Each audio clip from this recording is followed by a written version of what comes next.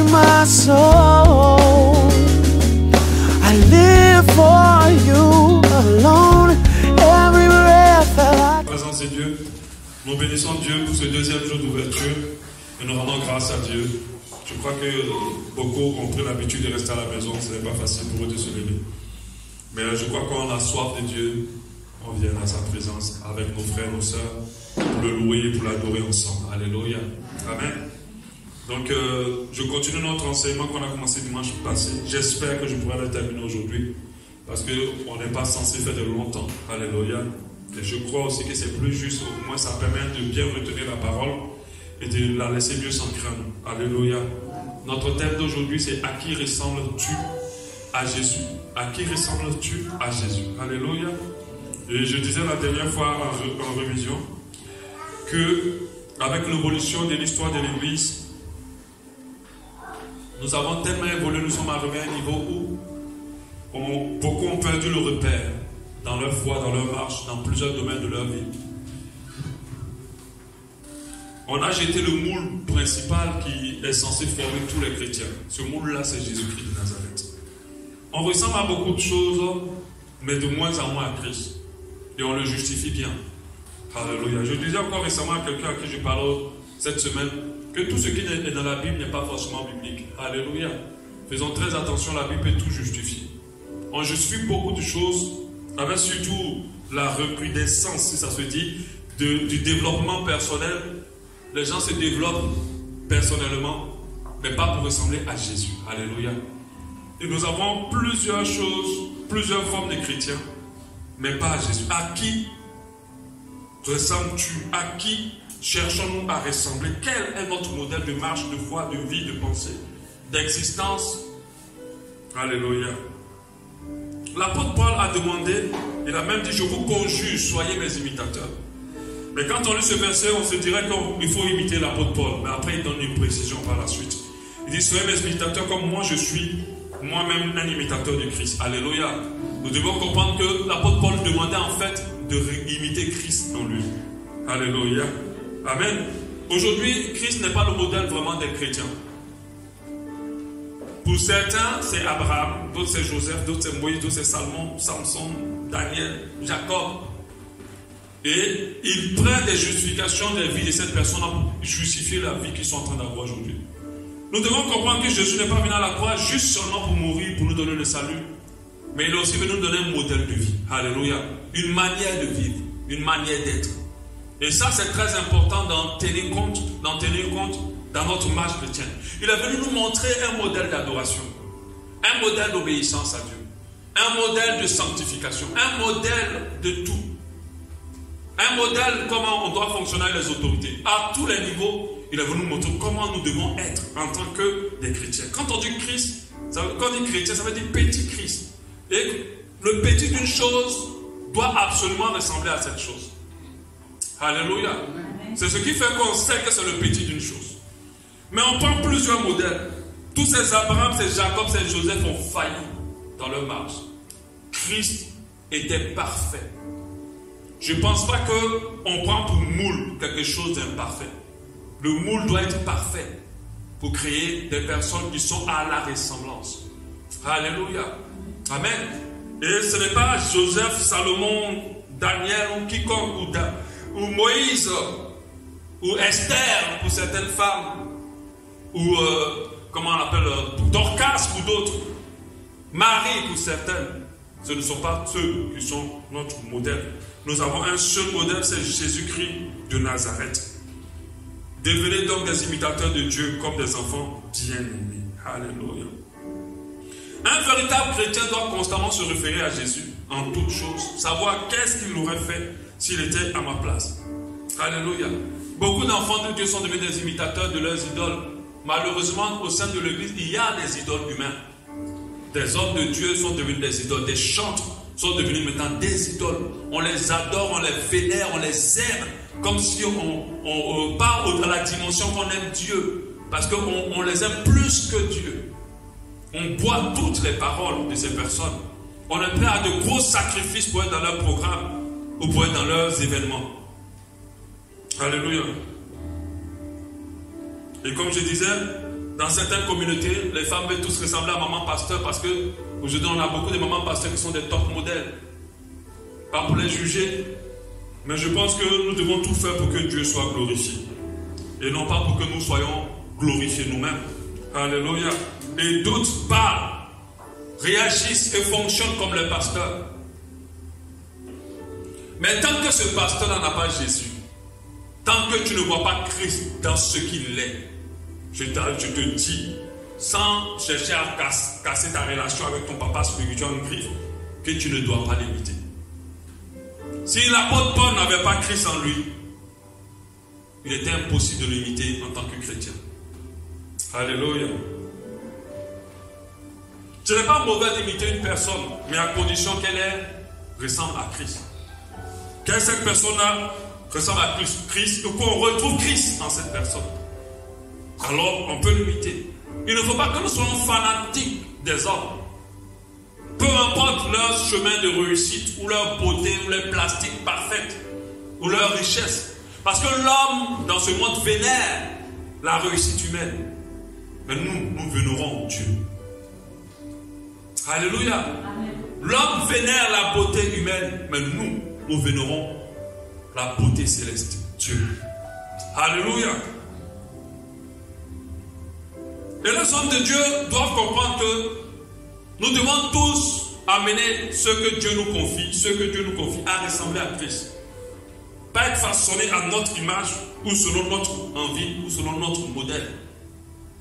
J'entends beaucoup de pasteurs ou d'amis pasteurs qui disent non, évite ci, évite ça. Sinon ces gars-là, ils ne vont pas te respecter, ils ne vont pas t'honorer. Sinon ils ne vont pas être ceci, ils ne vont pas être cela. Après je me pose la question, est-ce que mon objectif c'est qu'eux ils soient en phase avec moi ou en phase avec Dieu? Alléluia. Parce que la chose la plus excellente, c'est d'amener les gens à ressembler à Christ. Et je pense que ces personnes vont te respecter ou t'honorer.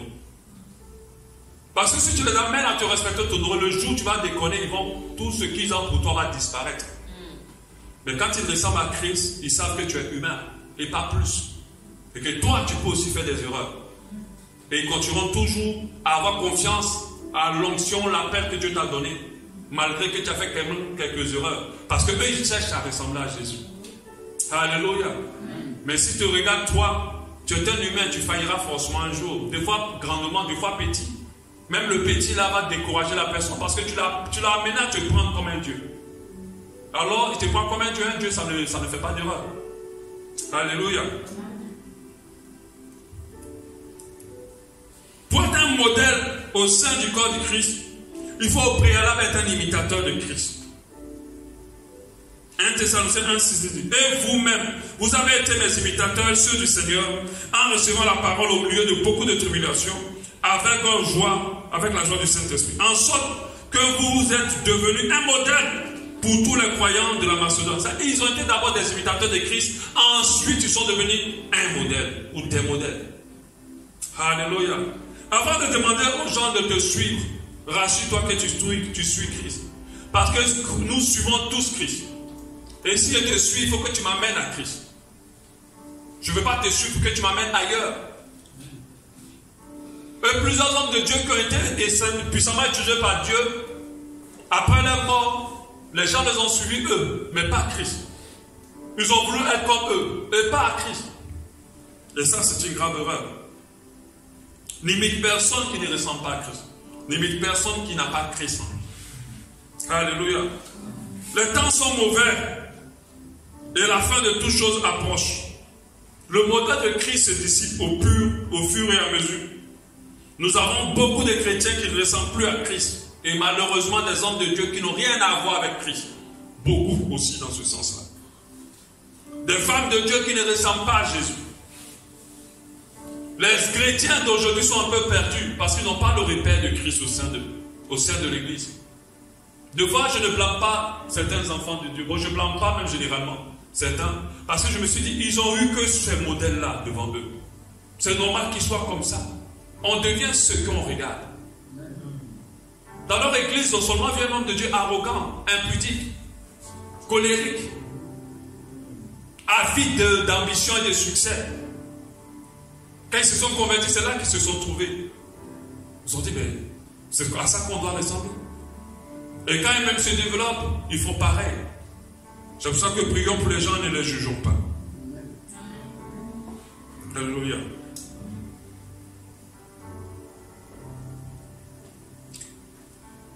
La parole de Dieu nous demande, revêtez-vous du Seigneur Jésus-Christ. N'ayez pas soin de la chair afin de satisfaire ses convoitises. Nous devons nous revêtir de Jésus. Ce n'est pas une parole pour vous seulement, c'est aussi une parole pour moi en tant qu'homme de Dieu. C'est une parole pour tous.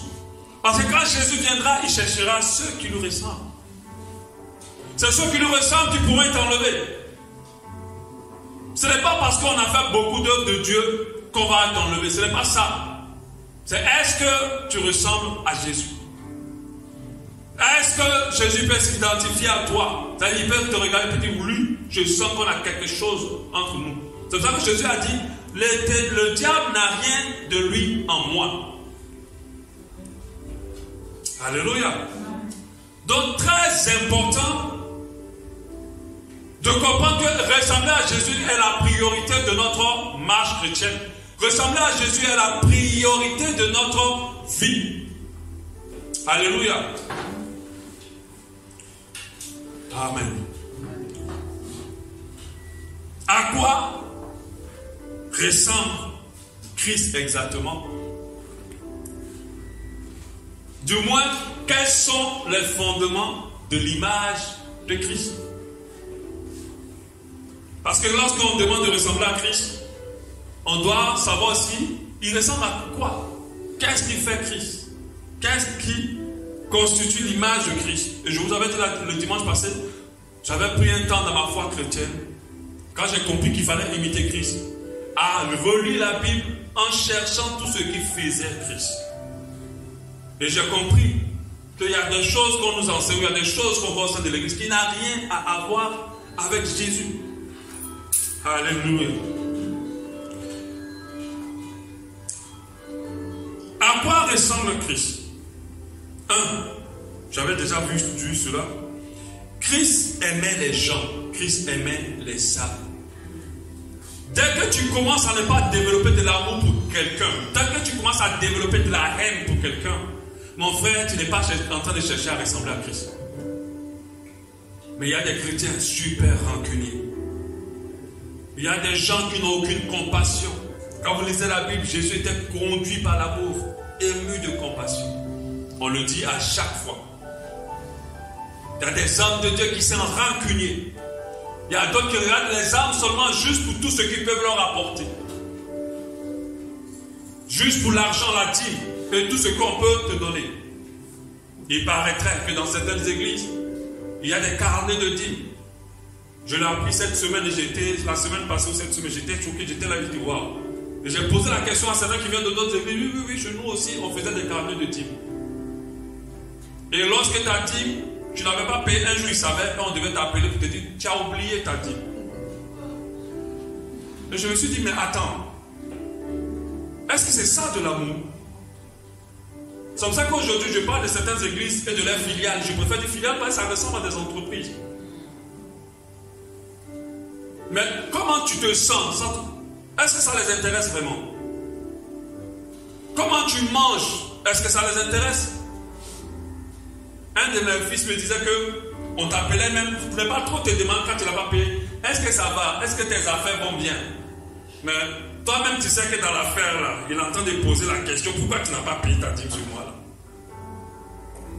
La dîme, c'est une obéissance volontaire. C'est une obéissance volontaire. Vous devez le faire avec joie. La Bible dit heureux celui qui donne avec joie. Ça ne reste pas une contrainte. Nous sommes au temps de la grâce, rien n'est obligé. Tout doit se faire par la conviction et par la foi et par l'amour. Ce n'est pas pour autant qu'il ne faut pas la payer. Je t'encourage à le faire parce que c'est une grâce sur tes finances et sur ta vie. Alléluia. Mais tu ne la donnes pas à un homme de Dieu. J'ai appris même que dans certains endroits, pour ne pas critiquer, que toute la dîme est pour l'homme de Dieu. Dans toutes les enveloppes de la dîme, on les rassemble, on va les déposer chez l'homme de Dieu. Mais comment l'église va se développer? S'il mange tout, ce qui va construire et faire évoluer l'église. Une église, c'est une communauté. Tout ce qui rentre, c'est pour aider les autres qui sont dans le besoin. faire évoluer l'église, acheter le matériel pour le culte, et ainsi de suite. C'est vrai, l'homme de Dieu a droit à une part. Parce que la Bible dit, faites part de vos biens à celui qui vous enseigne. Ce n'est pas bon pour toi, qui est béni par une parole de Dieu, et de ne pas apporter ton offrande ou ta dîme. C'est important de le faire, parce que cette parole-là, la parole, c'est la seule clé de la transformation d'une vie. C'est elle qui a créé le monde. Donc je t'assure, ce n'est pas une grande prière qui va changer ta vie. Viens seulement t'exposer à la parole de Dieu constamment. Et tu vas voir comment ta vie va s'éclairer. Mais quand une personne, Dieu l'utilise, et puis tu sens que ce qui libère change quelque chose dans ta vie, donne. Mais ce n'est pas à lui de le réclamer, comme l'apôtre Paul l'a dit. Lui-même ne travaille pas pour cela, non plus. Alléluia. Christ aimait les gens. Ce n'est pas l'argent des gens qu'il aimait. Ce n'est pas tout ce que les gens pouvaient lui apporter qu'il aimait. Il faisait tout par amour pour les gens. Il recevait les gens, il prenait du temps avec eux. Pas parce qu'à la fin, il sait qu'il va leur donner une offrande. Mais parce que juste il les aimait. Et si tu veux ressembler à Jésus, tout ce que tu dois faire doit être poussé par amour pour les gens. Tu dois apprendre à pardonner. Tu dois avoir un cœur rempli d'amour. Tu ne dois pas regarder avec intérêt les gens. 2. Christ était humble et saint. Ça, c'est une caractéristique de Jésus qu'on ne retrouve plus. La simplicité et l'humilité.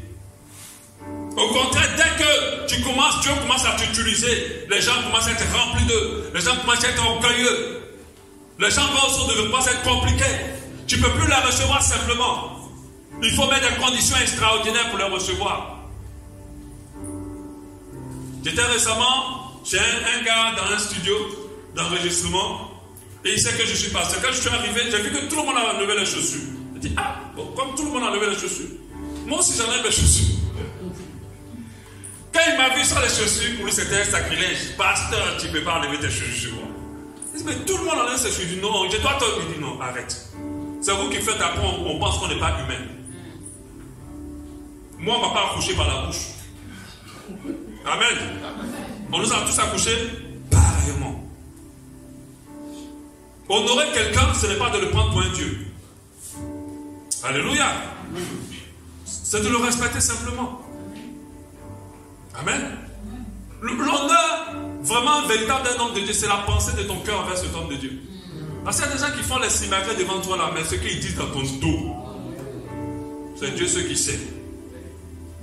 Donc Dieu voit que tu n'en as pas. Il te donne l'argent, mais il te donne l'argent comme si tu étais un gars, un mendiant. Ils vont crier sur tous les toits que c'est moi qui ai construit sa maison. C'est pas ça honorer Dieu. Honorer un homme de Dieu. Honorer, c'est de le respecter. Soyez humble et simple. Sur vous, ce n'est pas à nous de réclamer qu'on nous honore. Jésus n'a pas cherché l'honneur. Il n'a pas demandé l'honneur. Moi, ce que je n'ai pas compris, le Jésus que vous suivez là, on a craché sur lui. Mais vous-même, la même bon, on t'a trompé. On a dit pasteur au lieu de archibishop. C'est fini, c'est un problème. Parce que je me suis trompé. Dit, non. Il ne faut pas minimiser mon onction. Je suis archibishop. Mais le Jésus que tu suis là, on a craché sur lui. On l'a trimballé. À la croix de Golgotha, il n'avait pas de caleçon. On l'a humilié. Il ne s'est pas fâché. Il s'asseyait parmi les prostituées et les gens de mauvaise vie. Toi, depuis que tu as percé, il y a des endroits où tu ne peux plus aller. Mais quand tu t'en vas chez les fidèles, tu es assis d'une manière comme si tu es assis dans la poussière, dans le sable. Si le fidèle n'a pas un verre en verre, il t'a apporté un verre en plastique, il t'a déshonoré. Et je disais la dernière fois, un de mes amis qui me disait, un homme de Dieu est parti on l'a invité à un programme, et le monsieur l'a hébergé dans la chambre de sa fille. Et il a dit, ce monsieur-là a méprisé l'homme de Dieu. Mais qu'est-ce que vous racontez? Et si c'était Jésus à sa place, qu'est-ce qu'il aurait fait? Il aurait sorti une guitare et chanté avec cette fille. Passer la soirée dans la louange avec cette petite fille. Il serait content. On l'accueille déjà. Il dit, celui qui me reçoit, vous reçoit, me reçoit. Donc, au lieu que Jésus aille à l'hôtel avec toi là-bas, c'est lui qui vient chez moi.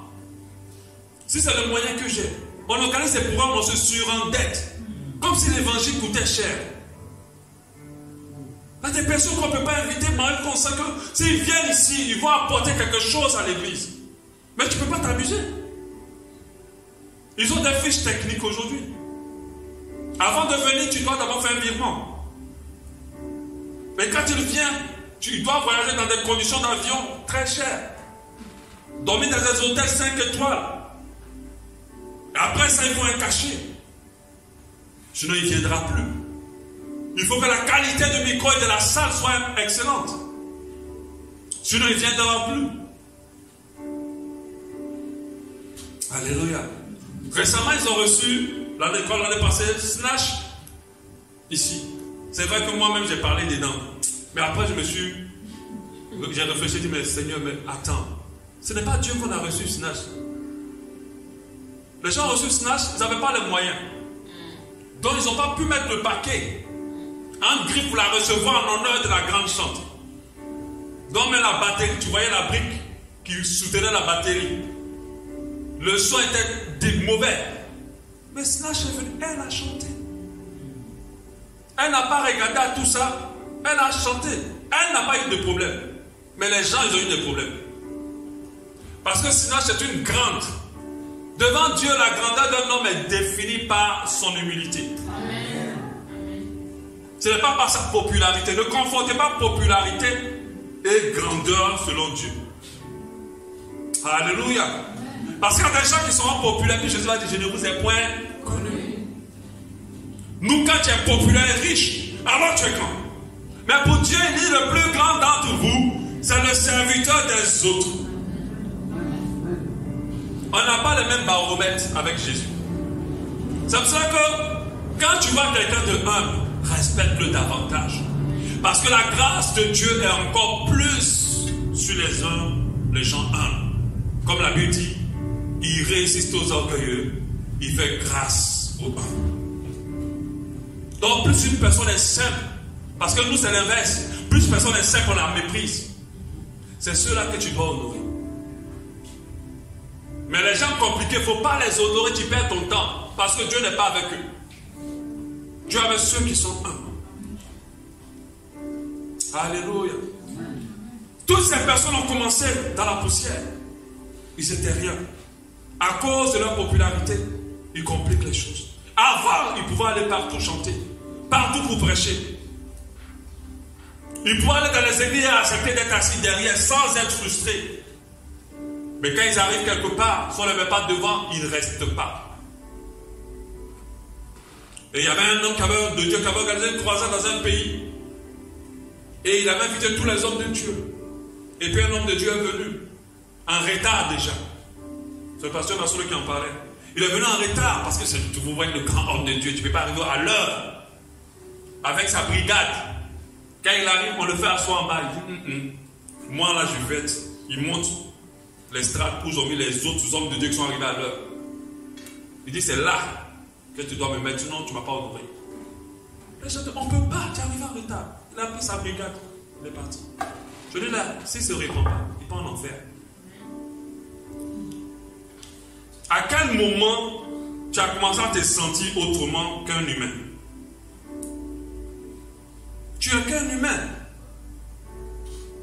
Plusieurs d'entre eux, tellement ils se sont pris pour Dieu. Quand ils ont des maladies, ils sont obligés de dire qu'ils sont en retraite quand ils se soignent. Parce qu'un homme de Dieu ne doit pas tomber malade. Tellement tu as dit aux gens que c'est toi qui as l'onction pour guérir toutes les maladies. On est humain. Je vous assure, beaucoup d'hommes de Dieu sont dépressifs. Beaucoup d'hommes de Dieu meurent de maladies soudaines. Beaucoup d'hommes de Dieu ont des foyers gâtés. Mais ça, il ne le vous présente pas. Vous ne le savez pas. Il vous montre la perfection. Maman pasteur met le rouge à lèvres, le maquillage. Pendant le culte, elle touche papa pasteur. Après, c'est coup de bosse. On se boxe maintenant à la maison. Mais devant vous, c'est la perfection. Parce qu'on doit montrer que Dieu est avec nous. Quand Dieu est avec toi, ce n'est pas par le visuel. Quand quelqu'un a l'esprit, il le ressent. Parce que la grâce de Dieu ne se trafique pas. Elle n'est pas contenue dans le matériel. Alléluia. On doit ressembler à Jésus. Jésus était simple et humble. Quand il s'asseyait parmi les gens de mauvaise vie, on est venu pour lui dire, mais comment toi, un grand roi? dit, mais non, vous aussi, n'exagérez pas. Alléluia. 3. Christ donnait sa vie pour les autres. Il donnait sa vie pour les autres. Un vrai don de soi aux autres. Il n'était pas là pour user des autres, pour monter son empire ou évoluer dans ses ambitions égoïstes et charnelles. Bien au contraire. Il était là pour donner et non pour recevoir. Mais nous sommes dans une période où les gens sont en mode réception. Pas seulement les hommes de Dieu, mais aussi les âmes. Quand il vient à l'église, c'est pour juste recevoir le miracle, recevoir le mariage, recevoir la guérison, recevoir l'argent. Mais Jésus, dès qu'il était quelque part, c'est qu'est-ce que je peux donner aux gens? Qu'est-ce que je peux apporter à leur vie? Tous ceux qui sont en mode de recevoir vont être toujours découragés. Parce que plus tu veux recevoir, plus tu ne recevras pas. On s'enrichit lorsqu'on donne. On reçoit lorsqu'on donne. La clé de la réception, c'est de donner. Jésus a donné sa vie et il a reçu la gloire, le nom au-dessus de tout nom. Si tu veux recevoir, sois comme Christ, donne.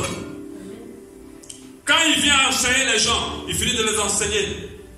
Il ne va pas dire, Paul, Jean, prenez les paniers, passez au milieu, faisons l'offrande. Non. Il dit, mais ils sont là depuis, ils n'ont pas mangé. Mais l'homme de Dieu, tu vois, la personne vient taper de ça, ils sont dans le poids, ils souffrent. Je te dis, 5 personnes pour donner 10 000. 10 personnes pour donner 1 million. Dieu va changer votre vie.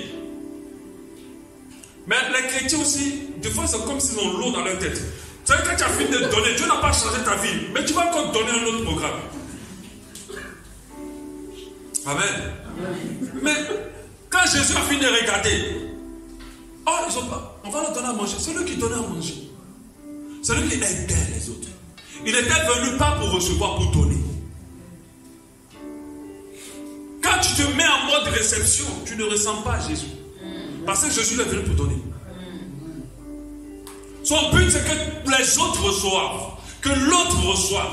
Que l'autre ne manque pas. Donc du coup, son regard était attentif aux besoins des gens. Celui qui ressemble à Jésus est attentif aux besoins des gens. Tu viens à l'église, tu vois, ah, la soeur, là, ça fait 1 mois, 2 mois, c'est la même chaussure. Mais tu la observes, tu vois que sa tête, elle n'arrive pas à coiffer, elle a toujours la même coiffe. Tu sens qu'il n'y a pas de moyens. Tu viens chez toi, tu rentres chez toi, tu prends des en secret. Parce qu'il y a d'autres là, ça fait Facebook Live qui te donne les dons. Pendant qu'il te donne quand c'est film. En secret, tu dis, ma soeur, ah, Dieu m'a touché là. Tiens. Mais ça seulement là, ça fait du bien à Dieu. Dieu aime ça. C'est comme ça que Jésus était. La femme au bord du puits pensait qu'elle allait donner de l'eau. Mais lui, il était venu donner de l'eau plus grande que ce qu'elle comptait lui donner. Il avait soif. Même dans sa soif, c'est lui qui étanche la soif de l'autre. Alléluia. Et c'était ça Jésus. C'était ça notre Jésus. Il n'était pas venu pour recevoir, mais pour donner. Pour donner sa vie. Faire don de sa vie. Mais dans le monde dans lequel on est, quand tu es disponible pour les gens, c'est là qu'on trouve que oui, tu n'as pas de personne. On trouve que oui, on doit t'écraser. On trouve que oui, on doit maintenant se foutre de toi. Nous, on a été comme ça au départ. On dit oui, ils sont en train de tout faire ça pour qu'on remplisse l'église. Ne remplis pas mon église, moi je vais être sauvé. C'est tout ce qui est dans mon esprit. Je n'ai pas pour ambition d'avoir les filiales. Je préfère appeler ça maintenant comme ça. Pour avoir des églises dans le monde entier, être un grand homme de Dieu et les affaires, ce n'est pas mon ambition. Mon ambition, c'est de faire exactement ce pourquoi Dieu m'a créé. Amen. Et des fois, ce n'est pas dans tout ce qu'on recherche. Amen. Alléluia. Amen. Donc, quand on est bien avec toi, c'est parce qu'on ressemble à Jésus. Amen. Quand on veut t'aider, c'est parce qu'on ressemble à Jésus. Amen. Jésus aime aider les gens. Il donne sa vie pour les autres. Il a donné sa vie pour les autres. 4. Christ était le serviteur de tous. Il dit en Matthieu 20, 28, c'est ainsi que le Fils de l'homme est venu, non pour être servi, non pour être servi. Je ne sais pas comment d'autres lisent cette partie du verset là. Mais quand vous voyez dans les églises, des hommes de Dieu, des brigades de serviteurs, des gens aux petits soins, ce n'est pas mauvais, mais faites attention. Il faut que vous aussi vous pensiez à être un serviteur des autres. Quand on dit serviteur de Dieu, c'est être au service des âmes pour Dieu. Ce n'est pas d'utiliser les âmes pour nous servir, à grandir dans nos ambitions et nos programmes à nous. C'est pour être au service des autres. Jésus a dit, quand les disciples se disaient, mais qui est le plus grand? Il a dit, le plus grand parmi vous, c'est celui-là qui est le serviteur de tous. Jésus n'était pas venu pour user même des disciples pour sa mission. Il était venu pour servir ces disciples-là, pour leur apporter la parole. Il avait investi toute sa vie pour les amener au salut. Alléluia. Et nous devons comprendre que lorsqu'on ressemble à Christ, on doit être les serviteurs. Devant l'église, on organise des programmes. Il y a des gens qui sont assis, bras croisés. Des fois, ça fait beaucoup de paroles ici à Vachalot. Oh, pasteur, quand on sert, les sœurs là, ne veulent pas servir. Il faut les laisser. Prends ta grâce, prends ta bénédiction. Tout le monde ne ressent pas Christ. Alléluia. Tout le monde ne ressent pas Christ. Il y a des gens qui sont n'importe où. Quand il y a quelque chose à faire, ils veulent faire, ils aident. C'est comme ça que Jésus était. Il se met direct à l'ouvrage à aider. Si on doit soulever telle chose, il se met direct. Mais c'est dit là, je suis trop bien habillé pour. Alléluia. La parole dit ainsi que le Fils de l'homme est venu pour, non pour être servi, mais pour servir et donner sa vie comme un rançon pour plusieurs. Donc Jésus était en mode, c'est moi qui vais vous servir. Pas vous qui allez me servir. Alléluia. Jésus était en mode, c'est moi qui vais vous apporter, pas vous allez m'apporter. Alléluia. Amen. Christ était obéissant à la parole de Dieu. Il a dit dans la parole, dans la parole de Dieu, ma nourriture est de faire la volonté de celui qui m'a envoyé et d'accomplir son œuvre. Ma nourriture, c'est-à-dire mon aspiration, ce que je désire constamment. Quand je dors, ce qui est dans mon esprit, ce que je veux faire, quand je me réveille, ce qui me brûle dans mon cœur, c'est de faire la volonté de celui qui m'a envoyé et d'accomplir son œuvre. On a été tous créés pour un but. Aujourd'hui, les soucis des gens, ce n'est pas de faire la volonté de Dieu, mais c'est de pouvoir te donner une vie plus sécurisée, avoir réalisé leurs ambitions personnelles. Quand tu es dans ce niveau-là, tu ne ressens plus à Jésus. C'est pouvoir se marier, c'est pouvoir voyager, c'est pouvoir construire sa maison. C'est là la nourriture. Il se réveille, il dort avec ça. Mais la nourriture de Jésus, c'était d'obéir à Dieu. De telle sorte que quand les jours étaient là pour la faire, pour plutôt aller à la croix, il a dit, Seigneur, si cette coupe pouvait s'éloigner de moi. Jésus ne voulait pas aller à la croix. Il ne voulait pas. Mais il a dit que ta volonté soit faite. Parce que tout ce pourquoi il vivait, c'était Dieu. Ce monde et tout ce qu'il contient va te faire croire qu'il y a meilleur que Jésus, que Dieu. Mais ce monde est en train de te trahir.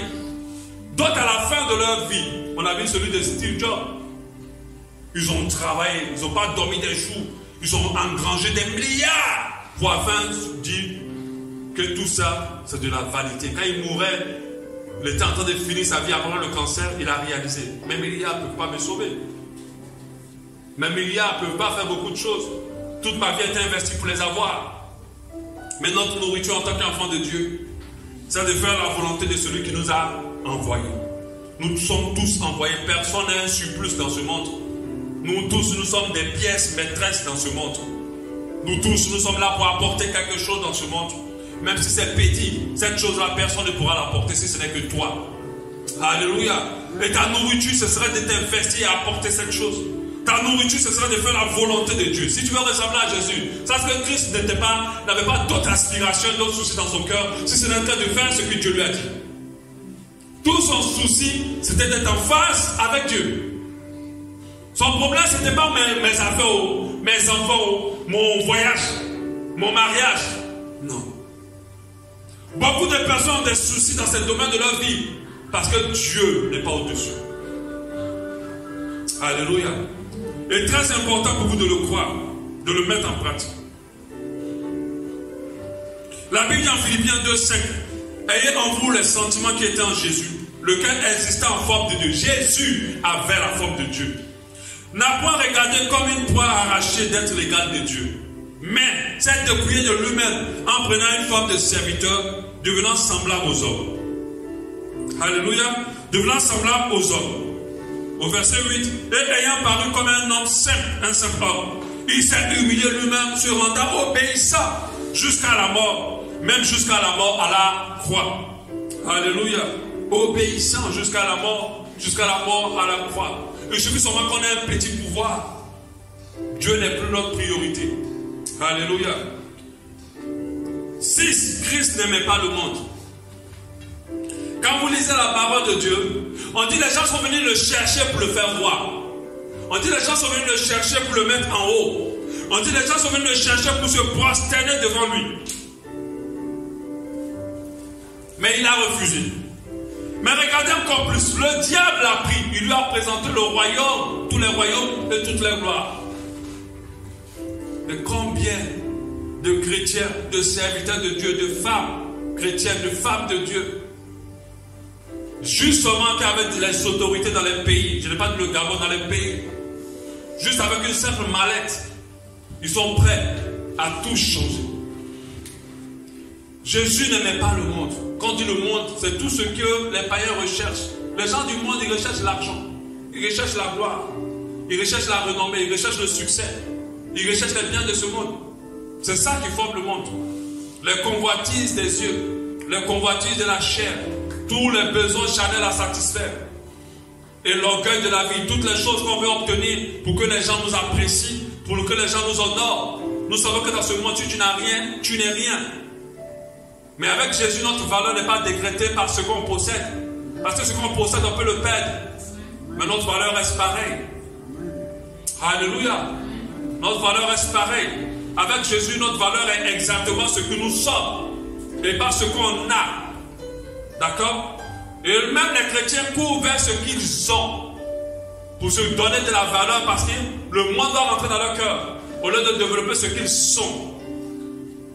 Alléluia. Jésus était roi pendant qu'il n'avait pas de royaume sur cette terre.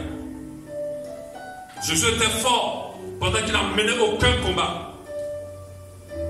Alléluia. Mais il était au-dessus. Il a eu le nom au-dessus de tout le monde. Quand Trump se lève et qu'il proclame que c'est Jésus qui est au-dessus de tout, je n'ai pas dit qu'il était sincère ou pas, je ne sais pas. Je ne rentre pas dedans, mais il a dit. Alléluia. Cet homme qu'on peut dire l'un des plus grands de ce monde reconnaît que Jésus est au-dessus de lui. Donc imaginez la valeur de ce Christ-là parce qu'il ne s'est pas attaché à ce monde. Jésus n'aimait pas le monde. Quand il aimait le monde, c'est tout ce que les païens ou pas les païens, les non-convertis ne peuvent pas rechercher des choses que nous, les enfants de Dieu, nous devons aussi rechercher. Tout ce que nous recherchons, c'est le ciel.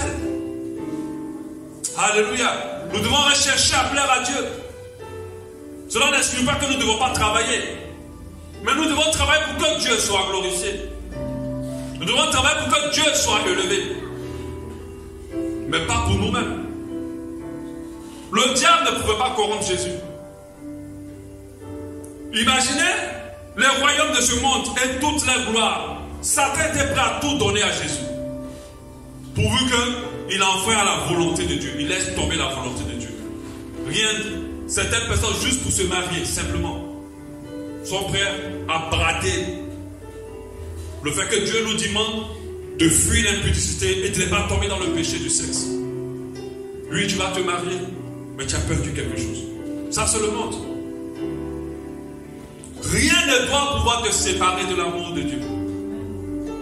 Rien. Tu dois être prêt à tout sacrifier pour l'amour de Dieu. Et c'est ce que Jésus a fait. Et ce que nous ressent, c'est ça.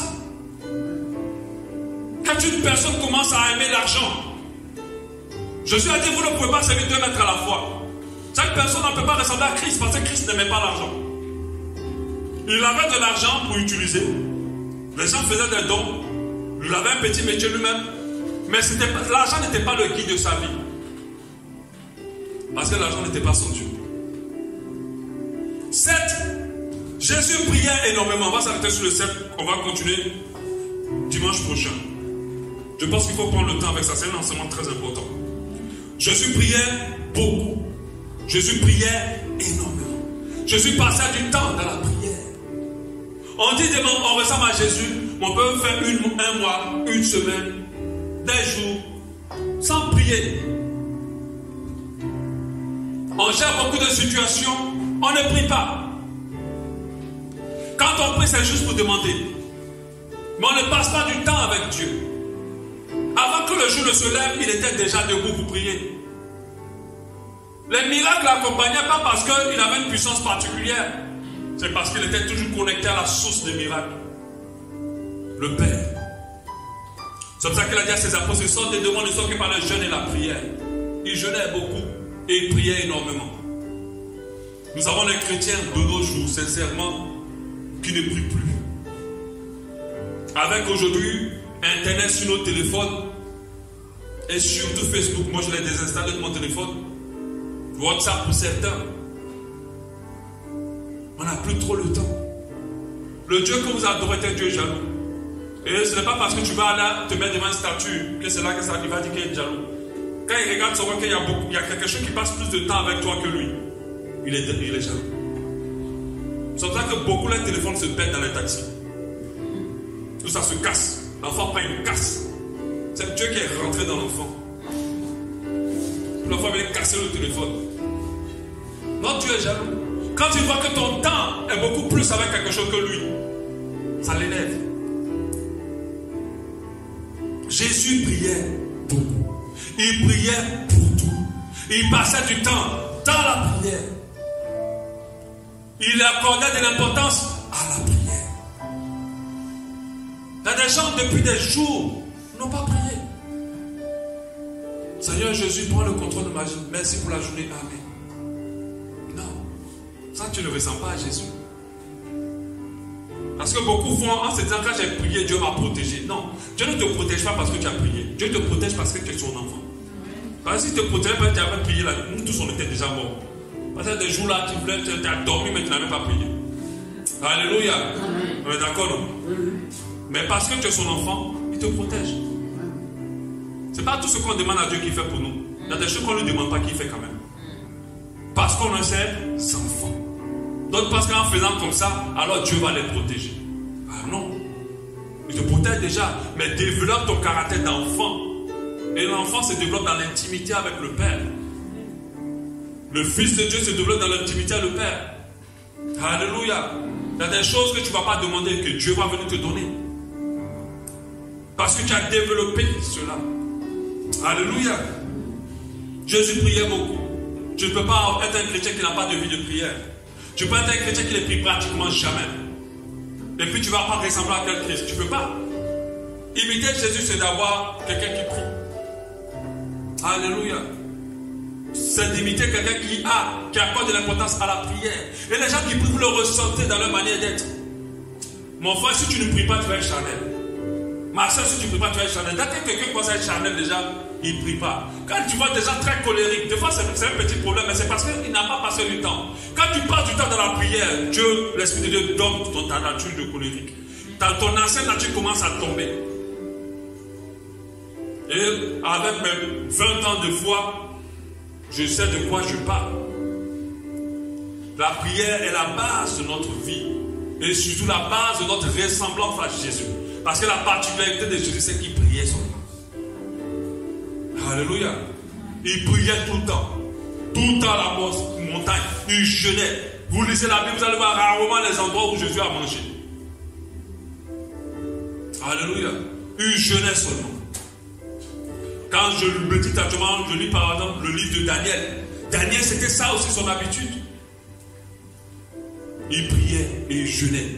Et Dieu lui a donné une sagesse extraordinaire. Alléluia. J'aimerais nous faire comprendre, pour finir pour aujourd'hui, on va continuer la prochaine fois, que lorsqu'on est chrétien, nous devons chercher à ressembler à Christ. Ne cherchons pas à développer notre personnalité avec le développement personnel pour ressembler à quoi que ce soit. Ce que Dieu veut, c'est que tu lui ressembles à son Fils. Je suis un homme seulement venu pour mourir à la croix de Golgotha, mais il a aussi venu donner un modèle de marche. Et comme il a marché, comme pareil, nous devons aussi marcher. Il aimait les gens. Il priait. Il était simple homme, ce qu'on ne retrouve plus trop aujourd'hui. Surtout pour ceux qui sont censés représenter les serviteurs de Dieu. Il n'y a plus de simplicité et d'humilité. Je suis convaincu qu'à cette époque, tout le monde pouvait avoir Jésus chez lui. Tout le monde. Il n'allait pas chez les riches. Il allait surtout là où on avait besoin de lui. Alléluia. Amen. On va prier pour cela. L'immensité de ta grandeur. On va prier pour cela. Pendant que tu parles à Dieu, parle, dis, je vais te ressembler, je vais vraiment te ressembler encore plus, encore plus. Que tous les endroits, les phases de ma vie où je ne te ressemble pas, papa, façonne-les pour que je ressemble à ton Fils davantage, encore plus.